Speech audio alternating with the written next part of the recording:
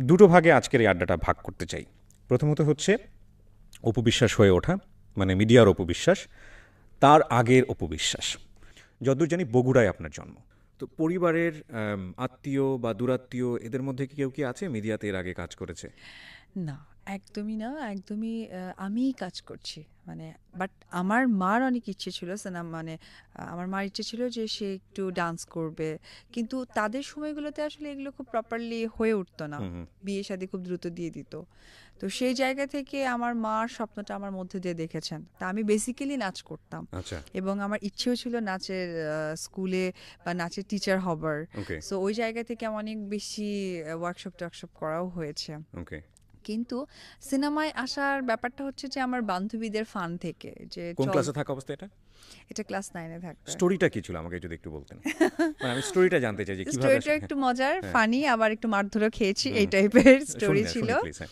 সেটা হচ্ছে যে আমি তো ডান্স করতাম আমরা কজন শিল্পগোষ্ঠীতে। প্রথম আমার নাচের ইয়েটা ছিল বুলবিল ললিতকলা একাডেমি। আচ্ছা।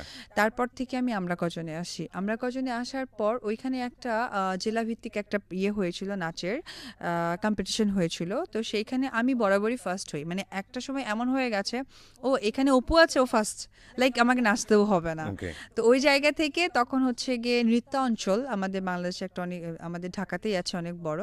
নৃত্যাঞ্চল থেকে একটা সার্কুলেশন হয় যে নৃত্যাঞ্চলে যদি ফার্স্ট হতে পারে তারা অনায়াসে যেতে পারবে এবং ঢাকায় বড় বড় শোগুলো করতে পারবে। ওকে। তো ওই যে বললাম বেসিক আমার ইচ্ছে ছিল আমি নৃত্যশিল্পী হব। হুম। তো নাচের প্রতি মনটা খুব বেশি ছিল। তো সেই জায়গা থেকে ক্লাস 9-এ আমি যখন একটা মানে জেলা পর্যায়ে একটা কম্পিটিশন হলো এবং আমি ফার্স্ট হলাম। তারপর এখানে আমাদের সিবলি স্যার ছিলেন, দীপা ম্যাম ছিলেন। হুম। তারা আমাকে ঢাকায় নিয়ে আসলো। ঢাকায় নিয়ে আসার পর আমি এখানেও কম্পিটিশন করলাম। তখন আমি সেকেন্ড হলাম। তুষার নামে একটা ছেলে ছিল, সে ফার্স্ট হলো এবং প্রিয়াঙ্কা নামে একটা মেয়ে ছিল, যে তুষার এখন কোরিওগ্রাফি করে ওকে। অনেক বেশি। আর প্রিয়াঙ্কা নামে একটা মেয়ে ছিল, ও থার্ড হলো। আচ্ছা, এরপর থেকে ওখানে কিছু বিটিভিতে প্রোগ্রাম হয়েছে, শাপলাকুড়িতে হয়েছে। ওই কিছু ছবি আমার বান্ধবীরা দেখেছে। দেখে বলছে, হ্যাঁ তোকে তো অনেক সুন্দর লাগতেছে। আমি নায়িকার তো মতো লাগছে। সুন্দরী। না, বেসিক্যালি মেয়েদের সুন্দর লাগলে নায়িকা আর ছেলেদের সুন্দর লাগলে নায়ক। নায়ক। তো আমাকে বলতেছে যে তোকে তো অনেক সুন্দর লাগতেছে। আমি বলছি, তাহলে কি করবি? তো এর মধ্যে লাক্স চ্যানেল আই ফটোগ্রাফির একটা এরকম দেখেছে ওরা পত্রিকায়। দেখে তখন আমাকে বলতেছে তোর তাহলে কিছু ছবি তুলি। আমি বলছি তোর, মজাই লাগতেছে। আর আমি তো একটু সিনেমা বা নাচ গান এগুলোর প্রতি অনেক বেশি আগে হুম থেকেই। হুম। হুম আরও মা আমাকে অনেক বেশি পুট আপ করতেন, না না করো করো, আমি আছি, হুম। হুম। বাবাকে দেখবো, কাকাকে দেখবো। তো ওই জায়গা থেকে ওরা সবাই মিলে একটা লোকাল একটা স্টুডিওতে গিয়ে আমাকে ফটো উঠালো এবং পেপার কাটিং দিয়ে ওই ঠিকানায় আমরা পাঠিয়ে দিয়েছি, বাসায় কেউ জানে না। ওকে। এরপর তো টপ 15-এর মধ্যে আসে। এখন জেলায় জেলায় যে যে এলাকার মেয়েরা তাদের বাড়িতে গিয়ে গিয়ে ছবি তুলবে। এইবার তো আমাকে অনেক পিটুনি খেতে হয়েছে বাবার হাতে। হুম। এটা কে দিল? আমি বলছি, বাবা বিশ্বাস করো আমি একদম এগুলো কিচ্ছু জানি না, ওই ছবিটা কে তুলছে? আমি বলছি, ওরা তো বলছে স্মৃতি হিসেবে রাখবে। আমি যেহেতু 9-এ পড়ি, হ্যাঁ। এটা একটা স্মৃতি না? 10-এ পড়ার পর ওর নাকি বিয়ে হবে, ও নাকি কোথায় হুম যাবে, হুম হুম। এই নিয়ে তো বুঝছি মিথ্যা, আর বলতে হবে না। এই করে আচ্ছা ঠিক আছে, মা আবার বুঝালো, কারণ মার তো এইটাকে অনেক বেশি হুম হুম সাপোর্ট হুম হুম। করেছে। মা আচ্ছা ঠিক আছে। তারপরে টপ 15-এ আমার ফটো শ্যুট করা হলো। তারপর টপ 25-এ আসছি। টপ 25-এ আসার টপ 10-এও চলে আসছি আমি। হুম। এটা হচ্ছে গিয়ে 2007 ছিল। আচ্ছা। তো টপ ইয়েতে চলে এসেছি। তখন তখন অ্যাকচুয়ালি ক্লাস 9-এ ফটোশ্যুট করেছি। এটা আসলে আস্তে আস্তে অলমোস্ট আমি 10-এ উঠে গেছি। ওকে। 6-7 মাসের এটা প্রিপারেশন থাকে, তো হুম। ক্লাস 10-এ উঠে গেছি। এরপরে হচ্ছে আমাকে যখন হচ্ছে গিয়ে টপ 10-এ আসলো, তখন আসলে টেকনিক্যালি আমি বলতে পারি এখন, আগে মানে অনেক আগে যখন আমার একটা ইন্টারভিউ হয়েছিল ফার্স্ট সিনেমা আসার পর, হুম। তখন বলেছি না মা তো সিক ছিল, তাই আমি চ্যানেলে আসতে পারিনি। বাট বেসিক্যালি টেকনিক্যালি মারা চায়নি, কারণ তাদের কিছু কিছু রুলস ছিল। তো মাও একটু সিক ছিল, বাবা সব কিছু মিলে ম্যাচ করাতে পারেনি। পরে আমাকে ইন্ডিয়া যেতে হয়েছিল, আমি হুম। ফাইনাল রাউন্ডে এসে কিছু করতে পারিনি। ওকে। বাট এটা তো ফেল হিসেবে আমি বলবো না, বিকজ এটাই যদি আপনার চলচ্চিত্রে ঢোকার একটা মাধ্যম হয়ে থাকে না, মাধ্যমও না। তাহলে। তারপরে যেটা হয়েছে এরপরে যেটা, ও আমার ছেলে একটা সিনেমা হবে যেটাতে আমাদের ইমপ্রেস ফিল্মের চ্যানেল আইডি, হুম হুম। ওটাতে হচ্ছে নায়িকা ছিল আমাদের খুবই পছন্দের একটা বড় আপু, পপি আপু, হুম। আর ইলিয়াস কাঞ্চন ভাই ছিলেন আচ্ছা। ওনারা হিরো হিরোইন। তো ও আমার ছেলে, দ্যাট মিনস হচ্ছে টেস্ট টিউব বেবি নিয়ে একটা গল্প ছিল, ওকে। যেটা আমাদের খুব পছন্দের একজন দাদু, সুভাষ দত্ত দাদু হুম হুম ওনার হুম। ছিলেন। হুম। এরপরে একটা মুভি হয়েছিল আমজাদ আঙ্কেলের, আমার যাকে আমি বাবা ডাকতাম, আমজাদ আঙ্কেলের হচ্ছে গিয়ে কাল সকালে একটা মুভি। সেটা খুবই ছোট্ট একটি ক্যারেক্টার, মানে যাকে বলে ক্যারেক্টার আর্টিস্ট আর কি। এখন তো আমাকে নায়িকা হওয়ার পর বলে হ্যাঁ ওটা তো গেস্ট অ্যাপিয়ারেন্স, আমি নো, ওটা ক্যারেক্টার আর্টিস্ট আমি করেছি। তো ওইখানে শাবনার উপর একটা বান্ধবীর ক্যারেক্টার ছিল। তো ওই যে ফটোশুটের সিনেমা ছবিগুলো তো আমার কাছে ছিল তখন, এটাই হচ্ছে আমাদের বগুড়ার একজন নাটক করতেন মিনু মামা, এখন কিন্তু নাটকে অনেক বেশ ভালো বয়স্ক মানুষ। তো মিনু মামা বলছে আচ্ছা ঠিক আছে তোর, মানে মাও বলতো অনেক সময় দেখা হতো ভাই দেখেন না ওর দুই একটা ছবি, ওর বাবাকে খালি বলবেন না আমি দেখবো। তো তখন মামা বলছে আচ্ছা ঠিক আছে। তো ওই কয়েকটা ছবি দেওয়া হয়েছিল, তো এই দুটো ছবিতে আমাকে ক্যারেক্টার আর্টিস্ট হিসেবে তারা ইয়ে করেছেন। আচ্ছা ঠিক আছে, তো ভালো, দেখি কি করে। এরপর আমি কাল সকালেও কাজ করি, শাবনারাপুর বান্ধবীর ক্যারেক্টার। ও আমার ছেলেতেও আপুর মানে পপি আপুর যে টেস্ট টু বেবিটা হয় আর কি, ছেলে হয়, সেটাতেও আমি কাজ করি তার হিরোইন হিসেবে, অর্থাৎ ওই যে টেস্ট টু বেবিটার হিরোইন হিসেবে কাজ করি। করে শেষ, তারপরে তো কত সালের দিকে এটা 7 2007। হ্যাঁ, তখন আমার এসএসসি পরীক্ষা শুরু হয়েছে, অলরেডি সবকিছু অফ অফ অফ। পরীক্ষার পর 3 মাস যে একটা ব্রেক টাইম থাকে, তখন তো সবাই বসে আছে, হঠাৎ করে আমাদের ফোনে এক ফোন আসছে এফআই মানিক, এফআই মানিক পরিচালক, এফআই মানিক বিখ্যাত পরিচালক। তো তো উনি হচ্ছে কি ফোন করেছেন, ফোন করে বলতেছে আমাদের বাসায় তখন একটাই ফোন যেটা মার কাছে থাকতো। তো ফোনে আসছে যে এরকম অপু বিশ্বাস। তো মা বলছে হ্যাঁ, বলছে যে তাহলে আমরা তো একটা মুভি করতে চাচ্ছি কোটি টাকার কাবিন, ছবিটাতে আমরা ওকে চাচ্ছি কারণ ওর মধ্যে একটা ইন্ডিয়ান ইনোসেন্ট ভাব আছে, আমাদের এইরকমই মেয়ে একটা দরকার এই ক্যারেক্টার। ইন্ডিয়ান ইনোসেন্ট ভাব না, ইন্ডিয়ান ইনোসেন্ট আমাকে প্রথমে মানে বাংলাদেশে ওরকম ফিল হতো না, তো ইন্ডিয়ানই ফিল করতো। আমার কোটি টাকার কাবিনের লুকসটা ফিল করেছে অনেকে, যে ভারত থেকে কোনো নায়িকা আসছে কিনা। তো ওই জায়গা থেকে বলেছে যে ঠিক আছে। তো মার তো মানে খুব খুশি সিনেমা। তারপরে মা যখন শুনেছে যে আর্টিস্ট কে কে, তো বলেছে যে ফারুক ভাই আছে, তারপরে রাজ্জাক আঙ্কেল আছে। রাজ্জাক আঙ্কেল শুনে মার তো 3 দিন ঘুম হয় না, বিকজ মার এটা স্বপ্নের নায়ক। মা বলতেছে আমি তোকে নাচ পরে বানাবো, আগে নায়ককে দেখে আসি, কাছে থেকে একটা নায়ককে দেখবো। বিকজ রাজ্জাক আঙ্কেল আমার মার কাছে একটা ড্রিম নায়ক ছিল। শুধু আপনার মার কাছে না, বাংলাদেশের ওই জেনারেশনের অনেক ভদ্রমহিলার কাছে তিনি ড্রিম। তো ওই জায়গা থেকে মা বলছে সিনেমার দরকার নেই, ওটা তো আমরা বুঝতাম না যে সিনেমা ফুল করতে হয়। মা বলতে একদিন শুটিং কোনো রকম করে দেখে আমরা চলে আসবো। মানে আমরা যে ডান্স করতে যেতাম একদিনের জন্য, পরে বগুড়া চলে আসতাম, মার ধারণা যে সিনেমা এইভাবেই হয়। তো ওই জায়গা থেকে মা ডান বলেছে। তো ওনারা বলছে আচ্ছা ঠিক আছে তাহলে তোকে একটু ফটোশুট করতে হবে, তারপরে ও অ্যাক্টিং কেমন জানে, একটু আপনারা তাহলে ঢাকায় আসেন। তো মা খুব ম্যানেজ করছে, আমার কাকাকে ম্যানেজ করে দুইজন মিলে আমাকে নিয়ে আসছে।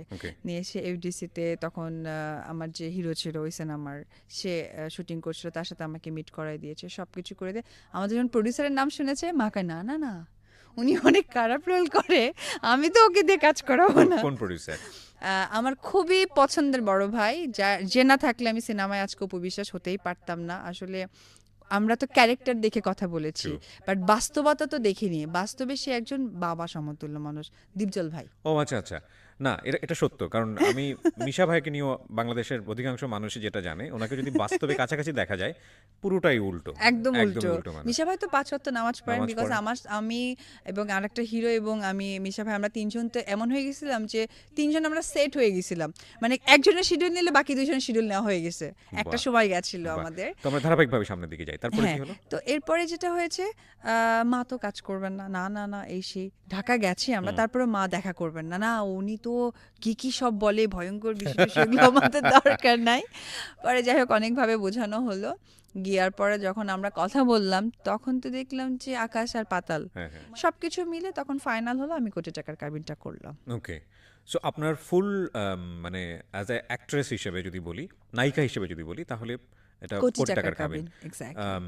শর্টকাট এক্সপিরিয়েন্সটা একটু জানি, যে ওই সময় ফার্স্ট ছবি এবং এটা সুপার হিট ছবি, আমরা যত জানি পরবর্তীতে অনেক হিট হয়েছিল। কেমন লাগলো? নতুন একটা ফিল্ড, আগে থেকে কিছু টুকটাক অভিজ্ঞতা ছিল? না, সিনেমার কোনো অভিজ্ঞতা ছিল না, বাট ক্যামেরার সাথে আমার অভিজ্ঞতা ছিল। বিকজ আমি অনেকে আছে যে অনেক নতুন আর্টিস্ট, এখন তো আমাদের সাথে অনেকেই কাজ করা হয় নতুনভাবে, ক্যামেরাকে ভয় পায়। ক্যামেরা চালু দিলে মানে জাস্ট ক্যামেরা অফ থাকলে আমাদেরকে যে মনিটর বলা হয়, অর্থাৎ একটু রিহার্সাল, সেটা খুব পারফেক্ট দিচ্ছে, বাট যখনই ক্যামেরা অ্যাকশন বলছে তখনই জিনিসটা একদম রিভার্স হয়ে যাচ্ছে, যেটা আমার কখনো ভয় কাজ করেনি। আমার কাছে মনে হয়েছে ক্যামেরা আমার সবচেয়ে বড় বন্ধু, বিকজ আমি অলওয়েজ ফোকাসটা পছন্দ করতাম। আমার যখন নাচ হতো আমি ক্যামেরা না দেখলে আমার ভালো নাচতে পারতাম না, আমারটা উল্টা ছিল, ক্যামেরা চলছে না, না এই নাচের কোনো গুরুত্বই নেই এরকম মনে হতো। তো ওই জায়গা থেকে ক্যামেরা আমি ভয় পাইনি, বাট ওখানে যারা যারা আর্টিস্টরা ছিলেন তারা মোস্ট পপুলার অ্যান্ড সিনিয়র, এটা একটু আমার কাছে অনেক শাই ফিল হয়েছিল। এবং আমি যেহেতু রোম্যান্টিক হিরোইন ছিলাম, অনেক জায়গায় হতো যে ডায়ালগ বা তাদের সাথে ফিজিক্যালি অ্যাক্টিভিটিস হয়তো বা জড়িয়ে ধরা, এমব্রেস করা বা কাছে দেখা বা চোখে চোখে তাকানো, এই জিনিসগুলো না একটু লজ্জাবোধ থেকে না শাই ফিল করতাম এবং প্রপার হতো না। আচ্ছা, তো ওভারকাম হয়ে গেল, মানে খুব অল্প সময় নিজেকে ওভারকাম করে ওই জায়গাটা নিয়ে বিকজ যাওয়া। আমি যেহেতু নাচের মেয়ে ছিলাম আর আমি রাইট। আমি আমার সবচেয়ে বড় সাপোর্ট দিয়েছিল আমি ডান্সের সাথে যে নৃত্য কলা, অর্থাৎ প্রত্যেকটা নাচের সাথে একটা অ্যাক্টিং কিন্তু অনেক ইম্পর্ট্যান্ট। যেমন আমি কয়েকটা নৃত্য কলা করেছিলাম, সেটা হচ্ছে যে লাইলি মজনু, যেমন ওইটা নাচের স্টার্টিং থেকে এন্ড অব্দি আপনি যদি নাচটাই দেখেন আপনি একটা স্টোরি বলতে পারবেন। Okay. আচ্ছা এটা ছিল এই কাহিনী এই কাহিনী।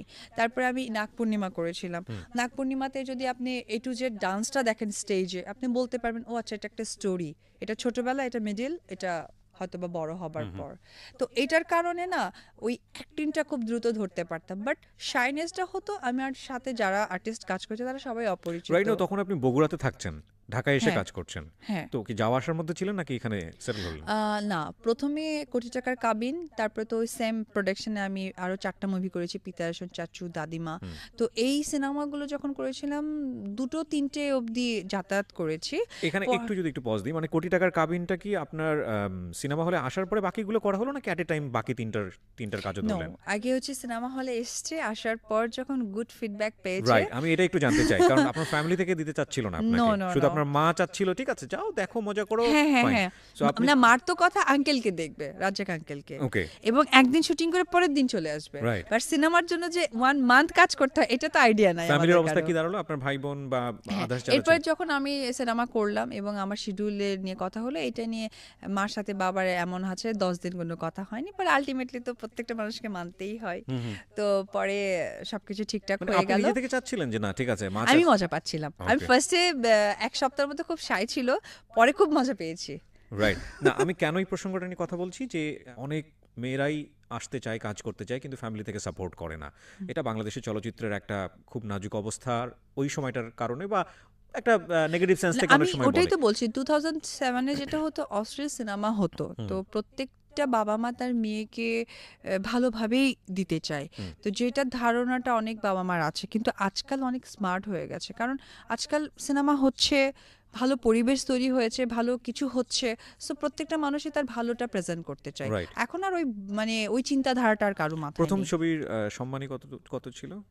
কোটি টাকার কাবিনে কোটি টাকা? 75,000 টাকা। 2007 সালে ইন্টারমিডিয়েট পরীক্ষা দেয় একটা মেয়ে, 1 মাস এসএসসি পরীক্ষা দিয়ে। এসএসসি পরীক্ষা দেয় একটা মেয়ে, 1 মাস কাজ করে 75,000 টাকা পেয়েছে। It's a huge amount of money. না, সাথে আজকে আমার ছিল হয়তো বা ওনার পেমেন্টের জায়গা ড্রেস থেকে ছিল, তারপরে আমার আরো খুশি লেগেছিল অনেক বেশি, ভাইয়া আমাদের সাথে কমিউনিকেশনের জন্য ভাইয়া আমাকে একটা নোকিয়া সেট গিফট করেছিল কালো কালারের, Okay. সেটা তো আমি দেখতাম আর রেখে দিতাম, ইউজ করতাম না। ওকে, তারপরে আরো মজার ব্যাপার ছিল, আমার লিপস্টিক ছিল, হ্যাঁ। তারপর অনেক বেশি ক্রিম হাবি জাবি সবকিছু মিলে দিয়েছিল। তো এইটার খুশি রাখাতে আমার 75,000 টাকা গায়ে লাগেনি। ওকে। সো অপু, একটা ব্যক্তিগত বিষয় আমরা যেটা জানলাম, অপু অনেক সাজতে পছন্দ করে। এখানে একটা বিষয় কিন্তু বলে রাখি, অপু আজকে ক্যামেরায় যেভাবে ফেস হয়েছে, আমি জানি না এভাবে সে কখনো ফেস হয় কিনা, এটা ওনার ন্যাচারাল লুক, রাইট? এটা ওনার ন্যাচারাল লুক, এবং উনি আসলে চিন্তা করেন নাই যে আমরা ভিডিও করব। রেডিওতে উনি আসছে, আসলে ঠিক বলেছেন। সো রেডিওতে উনি আসছে ওনার স্টোরি বলার জন্য, কিন্তু আলটিমেটলি উনি ক্যামেরা দেখার পরে উনি এখন প্রিপারেশনের সময়ও নাই। সো এটা ন্যাচারাল লুক এবং এটা এক্সেপশনাল লুক। ভাইয়া ঠিক বলেছেন। ওকে, সো আমরা ধারাবাহিকভাবে একটু সামনের দিকে যাই। বাই দ্য ওয়ে, আপনার বিপরীত অভিনয় করেছিল কে ওই সময় কোটি টাকার কাবিনে? শাকিব খান। আচ্ছা, ফার্স্টই হচ্ছে শাকিব খানকে পাওয়া। শাকিব খান বাংলাদেশের মেগা স্টার, এ ব্যাপারে কোনো সন্দেহ নাই, এবং উনি নিজেকে যে জায়গাটায় নিয়ে গেছেন সেখানে আলটিমেটলি এটা লাখও লাগে। এখানে মাঝখানে একটা কথা বলি, 2007 এটা ছিল কিনা না এটা নিয়ে বলতে চাচ্ছি। 2007 এ যেটা হয়েছিল, হিরো নিয়ে তো আমাদের বাড়িতে পুরো একদম দহরম মহরম, মার সাথে বাবার। আমি Okay. ছোটবেলা থেকে মানে বড় হয়েছি, এটা দেখিনি, কারণ তারা অনেক বেশি পছন্দ করতেন আমাদের রিয়াজ ভাইকে। Okay. সে অনেক বেশি ক্যারেক্টার সিনেমা করতেন, কিন্তু একটা সময় তো সাকিব ওই ধরনের সিনেমাগুলো করতেন না। তো ওইটা নিয়ে বাড়িতে মা বলে কি হ্যাঁ ওই সিনগুলোই আসবে, ওই রকম হিরোর সাথে কাজ করাচ্ছ তুমি, ওই সিনগুলো করতে হবে, ওইরকম গান করতে হবে, ওইরকম ড্রেস পরতে হবে। অ্যাকচুয়ালি সিনেমা সম্বন্ধে তো আমাদের ফ্যামিলি কারো আইডিয়া নাই, যেটা Right. সত্যি কথা। আমি বললাম না যে একদিনের দেখা করতে আসছে মা, রাজ্জাক আঙ্কেলকে দেখবে পরের দিন বগুড়া চলে যাবে। তো ওই জায়গা থেকে মানে এইভাবেই বাবা মাকে বলছে হ্যাঁ নিয়ে যাও, ওই যে যে নায়ক সে নায়ক যে নায়িকাদের সাথে কাজ করে যেরকম ড্রেস আপ তোমার মেয়ে ওইটা পরবে, যাও নিয়ে যাও।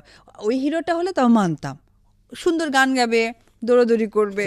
তো এইটা নিয়ে আমাদের বাসায় একটু অনেক বেশি কনফিউশন ছিল, বাট আলটিমেটলি ডেফিনেট যেটা দেখলাম কাজ করতে গিয়ে সে অনেক বেশি হেল্পফুল, কারণ ওই সময় আমি নতুন ছিলাম, অ্যাক্টিংয়ের ওইভাবে বুঝতে পারতাম না, যে শাইনেসটা ছিল সেটা অনেক বেশি হেল্পফুল স্টোরিটা করেছে। একটু যদি জানতে চাই, মানে প্রথম পরিচয়ে কি ধরনের কথাবার্তা হলো? আসলে নর্মাল, মানে শাকিব তো তখন অলরেডি পপুলার, স্টাবলিশড একটা নায়ক। স্ট্যাবলিশড নায়ক, নট পপুলার। আচ্ছা। স্ট্যাবলিশে, কারণ পপুলারিটি যদি বলতে চাই, আমার মনে আছে যে আমি যখন তার সাথে অনেক সিনেমা করলাম, তো ডেফিনেটলি আমি একজন কো আর্টিস্ট, তো আমার জায়গা থেকে হয়তো বা কো আর্টিস্টের মধ্যে যে একটা কমিউনিকেশন থাকে, একটা বেটার কোনো অপশন হলে সেটা আর একটা কো আর্টিস্টকে বলা, বা যে আমি ভালো করেছি। তো এইরকম একটা মুভিতে সে ফার্স্ট রেমুনেশন পেয়েছিল মাত্র 7 লাখ টাকা, সেটা হচ্ছে কি আমার প্রাণের স্বামী। তো সেটা আমার কাছে এত বেশি উদ্গ্রীব, এত বেশি খুশি নিয়ে আমাকে প্রেজেন্টেশনটা দিয়েছিল। তো বুঝতেই পাচ্ছেন ওইরকম পপুলারিটি তার ভিতরে ছিল না রাইট নাও যেরকম পপুলার। রাইট নাও, যে পপুলারিটিটা। বাট হ্যাঁ, সে একজন হিরো ছিল। বাট আপনার কাছে তো শাকিব খান তো শাকিব খানই, কজ শাকিব খান তখন বলা যেতে পারে নিজের একটা জায়গা করে নিয়েছে, বাট আপনার কেবল ডেবু ফিল্ম বলা হ্যাঁ চলে। হ্যাঁ, ক্যামেরা না, মানে ক্যামেরা আমার সাথে বন্ধুত্বপূর্ণ ছিল, আমার কাছে মনে হয়নি ওটা নতুন কিছু বা তার সামনে আমি কি করব, এটা আমার অনেক বেশি লাইফ লেগেছিল। সো প্রথম ছবির শাকিব খানের সাথে ওইরকম কোনো মেমোরি নাই বলা চলে? প্রেমের তো একটা memory, if you want to share will not mind. ওইখানে অ্যাকচুয়ালি পরিচয়টা হয়েছে, এবং তার বেশি আতিথেয়তা বলতে পারেন, আতিথেয়তা দ্যাট মিনস আমি বোঝাতে চাচ্ছি সেই লক্ষ্যে যে একটা নতুন আর্টিস্টকে দেখলে মানুষের যে ব্যাপারটা থাকে যে না সে কাজ করুক বা তাকে হেল্প করা, এইটা তার বিষয়ে ছিল। আর সেই জায়গা থেকে আমরা তো একদম স্কুল থেকে আসা একটা মেয়ে, রাইট। একদম গার্লস স্কুল, আর আমাদের ফ্যামিলি একটু কনজারভেটিভ, তো ওই জায়গা থেকে আমার কাছে এটা টোটালি নতুন ছিল।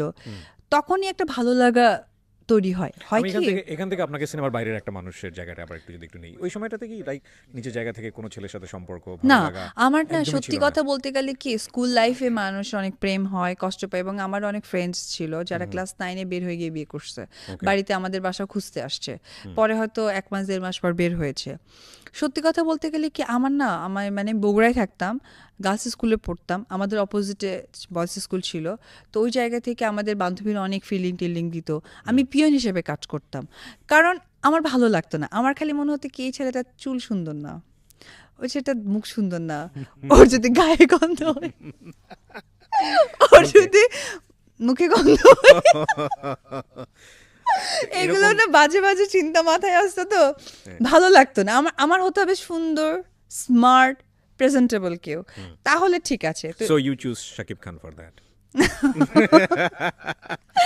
আসলে কিছুটা কেয়ারিংও বলতে পারেন, কারণ আমি যখন নতুন অবস্থায় অনেক অ্যাক্টিং পাচ্ছি না, তখন সে অ্যাক্টিং না পারার কারণে হয়তো আমাকে একজন কোয়ার্টার্স হেল্প করে দিয়েছে, তখন তো ভালো লাগার বিষয়টা কাজ করে গেছে, ও আচ্ছা আচ্ছা আচ্ছা। কিন্তু এখন তো বুঝতেছি যে আর একটা আর্টিস্ট না পারলে তাকে শেখাতে হয়, নাহলে আমারটা তো প্রপার হবে না।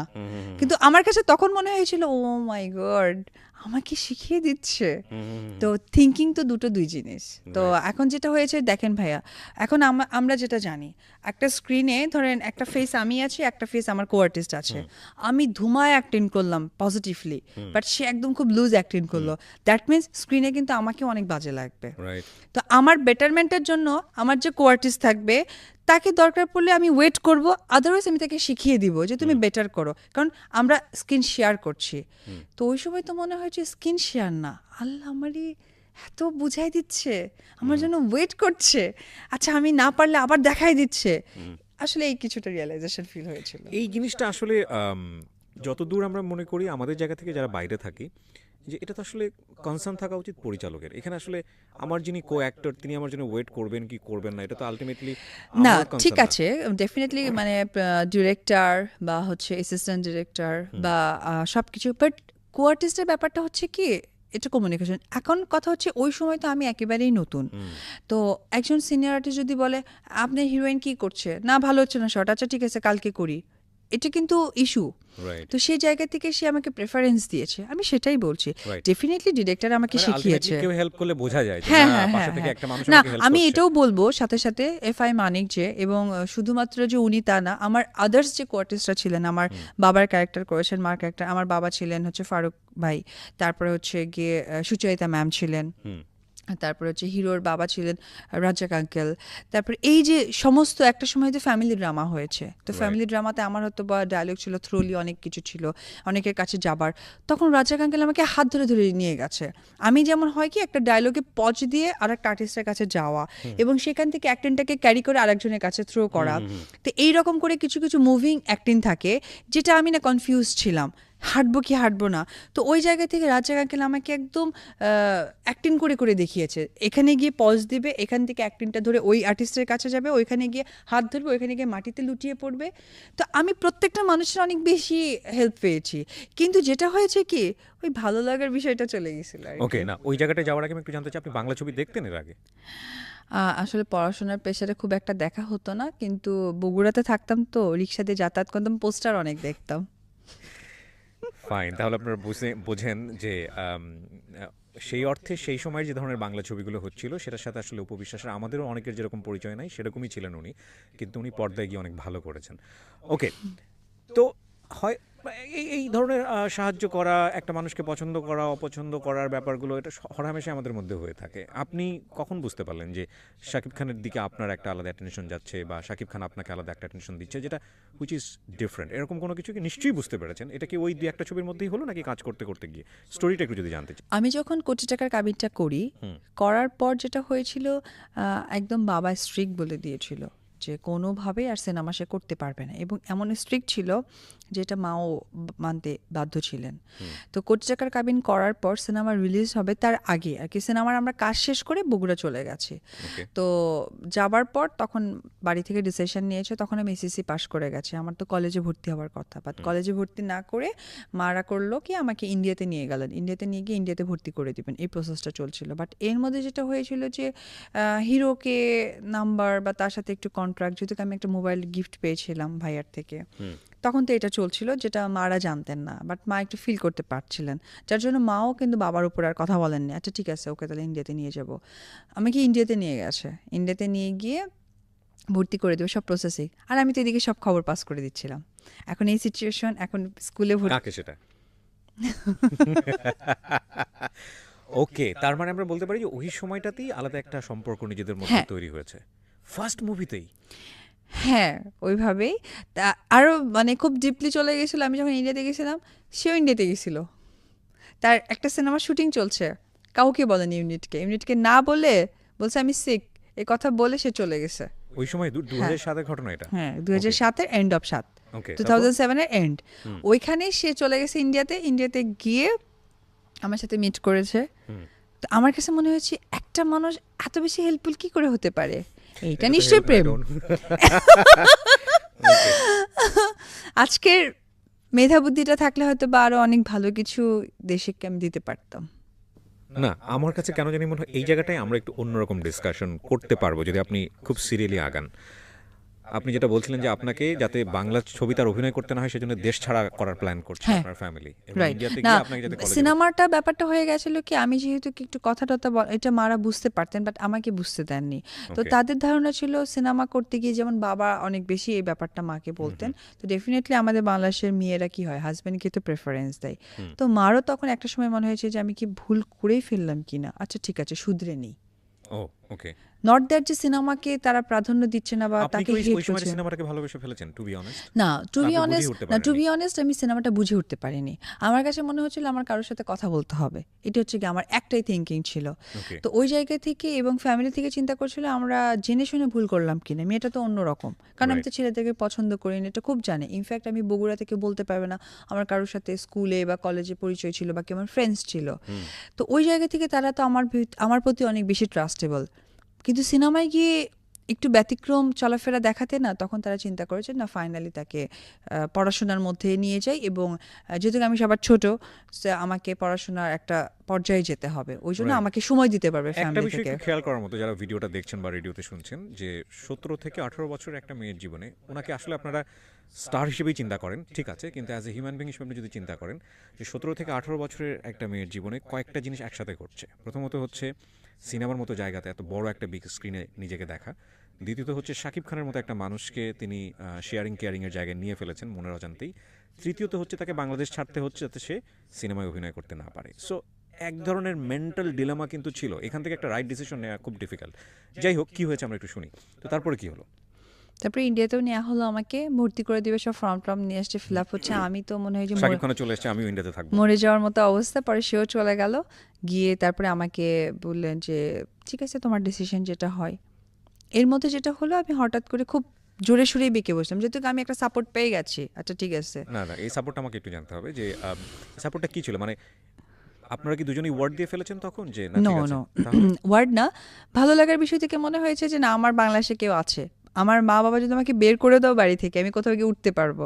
আমার তো টেনশন ছিল যে আমি রাতে কোথায় ঘুমাবো, নাহলে তো আমি তখনই চলে যেতাম। কিন্তু দেখেন একটা মজার বিষয় যে আপনি সিনেমাটাকেও তখন সিরিয়াসলি নেন নাই, না, এক। একদমই না। 2 নম্বর হচ্ছে যে বাবা মা যেটা বলছে সেটাকে আপনার পড়াশোনা ওটাও সিরিয়াসের মধ্যে ছিল না। ছিল না, কিন্তু বাবা সিরিয়াস মা একটাই ছিল যে আমার কারোর সাথে দেখা করতে হবে, কারোর সাথে কথা বলতে হবে। এবং আমি সাপোজ হয়তো মাদের সাথে আমি একটু রাগারাগি করলাম বা আমি আমার ক্ষোভটা প্রকাশ করলাম, যদি আমাকে ভুল করে বলে বাড়ি থেকে বেরিয়ে যাও, আমি হ্যাঁ। কোথায় যাব? কারোর সাথে দেখা করতে হবে, কারোর সাথে শেয়ার করতে হবে, দ্যাট ইজ শাকিব খান।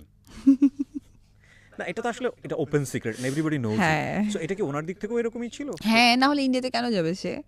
এবং এত বড় একটা ডিসিশন তার একা নেওয়া সম্ভব না। হুম। তো এই ডিসিশনটা, এবং আমরা সমান তালে একটা সময় পার করেছি, তো এটা ডেফিনেটলি দুই জায়গা থেকেই ছিল পজিটিভলি। কিন্তু আমাদের মতো নর্মাল মানুষ যারা, তাদের জায়গা থেকে তো এই সেন্সটা, মানে এই রকম একটা প্রশ্ন আসতেই পারে যে বিশ্বাস অবিশ্বাসের জায়গা, যেরকম একজন সিনেমায় অভিনয় করা একজন সত্যি কথা হিরো, বলতে গেলে কি ভাইয়া, সে প্রথম দেখাতেই আমাকে এতটা বেশি না শেল্টার দিচ্ছে। সেটাই বলছি, সত্যি কথা বলতে গেলে কি ভাই, আমি আসলে সত্যিই মনুষ্যত্ববোধ হারিয়ে ফেলেছিলাম। না হলে জ্ঞানের জায়গাটা এত কেন বন্ধ ছিল না আমার? ঠিক তা না, আমি বরং এটাকে বলতে চাই everything is fair in war and love, মানে যুদ্ধে এবং ভালোবাসায় সবকিছুই ফেয়ার। আর একটি এবং- কথা আজকে মনে হয় চিরাচরিত সত্য কথা, যে পৃথিবীতে প্লেনে ভাসা যায়, বাট আবেগের ডানায় ভাসা যায় না। কারণ প্লেনে চলতে হলে যেমন ইঞ্জিন লাগে, আবেগটা হচ্ছে গিয়ে নিরাকার। সো আকার ধারণ করে চলাটাই মানুষের জন্য রিয়েল লাইফ, আমি True. মনে করি। True, every learning is important in life. Okay, so আপনার জীবন থেকে অনেক কিছু শেখার আছে আমাদের, আমরা সেই জায়গাগুলোতে একটু ধীরে ধীরে ধীরে যেতে চাই।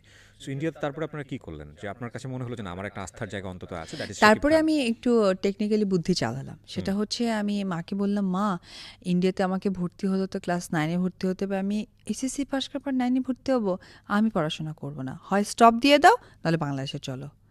এই নিয়ে মহা একদম বাড়িতে হাঙ্গামায় ইচ্ছে করে শুরু বুদ্ধিটা করলাম। কে দিয়েছিল? আমারই বেরি হয়ে গেছে, আমি আবার ইনস্ট্যান্ট বুদ্ধি বের করতে পারি। Okay.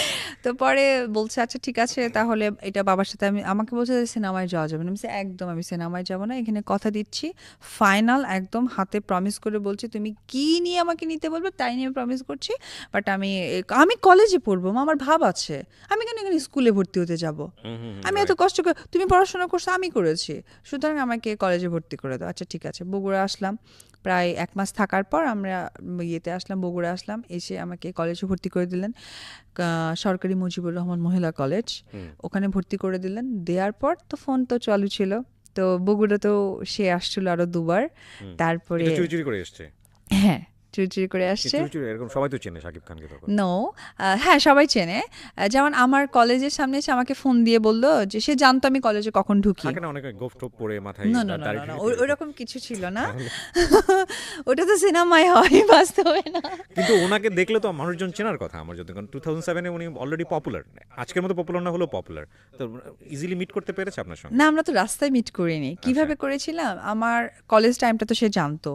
তো ওইরকম সময় আমাকে বললো যে তুমি কি কলেজে? আমি সে কলেজে না হলে ফোন ধরবো কি করে? আর আমি ফোন ধরতাম বড় আপুদের রুমে গিয়ে। ও, আমাদের কলেজের পেছনে হোস্টেল ছিল, তো 1-2টা আপুকে আমি খুব হাতে রেখেছিলাম, বাড়ি মানে থেকে খাবার আনতাম, খাবার দিতাম, তো সে খুব হাতের। তার মানে আপনার বাসায় জানাজানি হয়ে গেছে বিষয়টা in the বাসায় meantime? একটু, বাট আমাকে প্রকাশ করতো না, প্রকাশ করলে আমি আমার একটু রাগ বেশি, একটু জেদ বেশি, তো ওই জায়গা থেকে তারা ইনডিরেক্টলি বলতো না কিন্তু ফোন ধরা নিষেধ ছিল মানে কি, বুঝতো যে শাকিব খান ফোন দিচ্ছে বা শাকিব খানের না সঙ্গে না আপনার কোনো একটা কিছু। পড়াশোনায় ক্ষতি হবে, তোমার পড়াশোনা করতে ক্ষতি হবে, মোবাইল কেন ধরবা।